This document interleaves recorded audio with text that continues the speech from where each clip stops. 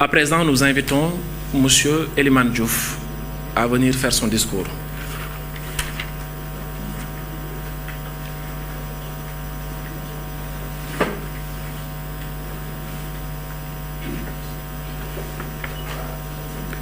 Excellences, Monsieur le Président de la République, Monsieur le Premier ministre, Monsieur le ministre du Travail, de l'Emploi et des Relations avec les institutions, Monsieur le ministre de la Fonction publique, Monsieur le Président du Haut Conseil du Dialogue social, Mesdames et Messieurs les présidents d'organisations patronales, camarades secrétaires généraux des centrales syndicales,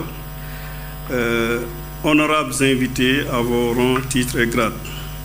Excellence, Monsieur le Président, permettez-moi tout d'abord de vous transmettre les salutations respectueuses des membres de la Confédération des syndicats autonomes, leurs prières et leur encouragement pour la pleine réussite de la difficile mais exaltante mission que le peuple sénégalais a bien voulu vous confier librement et souverainement.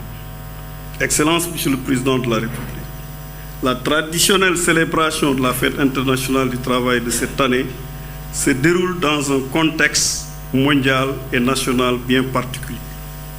En effet, le contexte mondial est fortement marqué par des bouleversements géopolitiques sans précédent, avec, pour lame de fond, une redoutable guerre commerciale entre les principales puissances déclenchées et entretenues par la première puissance mondiale, que la planète. Et elle est entretenue également par de puissants lobbies.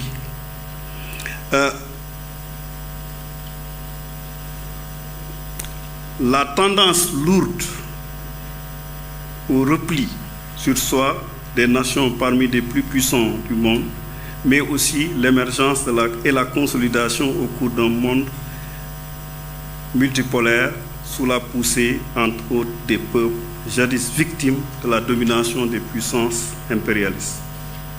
Cette dynamique de remise en cause, en profondeur de l'ordre politique et économique mondial est porteuse à la fois de crises, d'opportunités en filigrane et de défis énormes, notamment pour les pays comme les nôtres. C'est pourquoi, au plan national, pour la CSA, cette complexité de la situation internationale, pleine d'incertitudes et de défis, et pleine d'incertitudes et de défis redoutables, commande à tous les pays l'impératif de création de conditions nécessaires à la consolidation permanente de l'unité et de la cohésion nationale, mais aussi d'une dynamique interne de performance économique pour répondre aux attentes légitimes du monde du travail et des populations en général. À cet égard, une des conditions majeures pour ce faire est l'instauration d'une paix sociale durable dont l'expression est assurément le pacte social de stabilité qu'il faut négocier dans la plus grande sincérité. En effet, la CSA estime qu'un tel pacte doit se reposer fondamentalement sur un consensus fort, voire très fort, de toutes les parties prenantes. Cela suppose à l'évidence la prise en compte correcte des préoccupations et des engagements clairs, précis et fermes de chacune des trois composantes signataires. Quant au pacte national de stabilité pour une croissance inclusive et durable négocié depuis 2 mois et dont la signature vient d'avoir lieu, la CSA considère qu'en l'état et pour l'essentiel, les attentes et les engagements des uns et des autres sont clairement, précisément, exhaustivement exprimés. Il reste à y intégrer les résultats des différentes négociations sectorielles qui devront se poursuivre.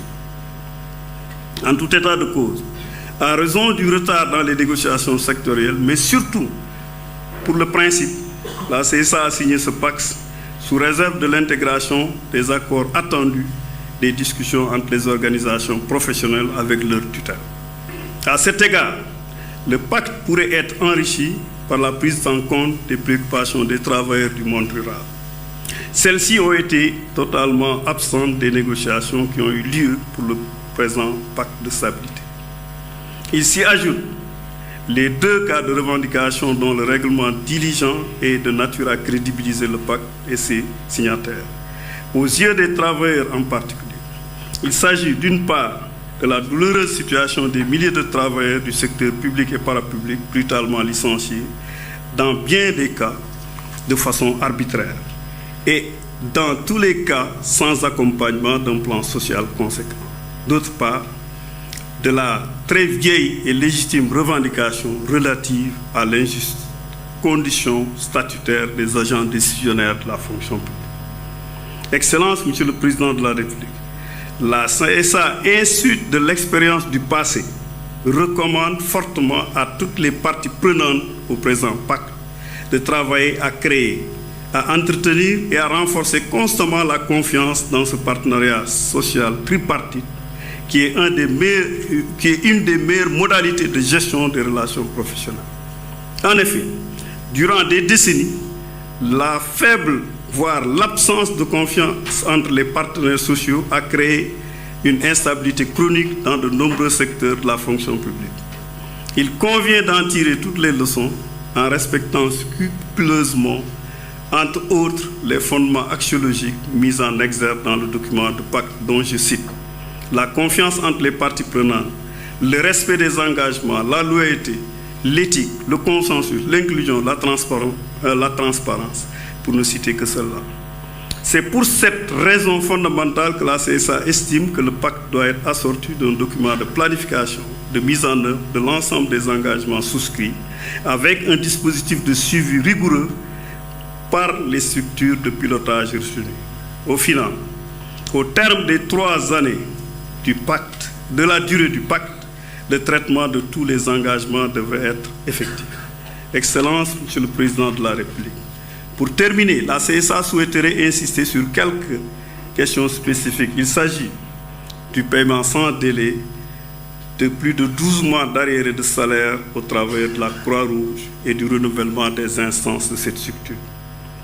Du reversement des maîtres d'enseignement technique professionnel dans le corps des professeurs contractuels du moyen général. De la formation diplômante et le recrutement dans la fonction publique du reliquat des animateurs polyvalents et des volontaires communautaires dont beaucoup sont titulaires de diplômes professionnels d'enseignement.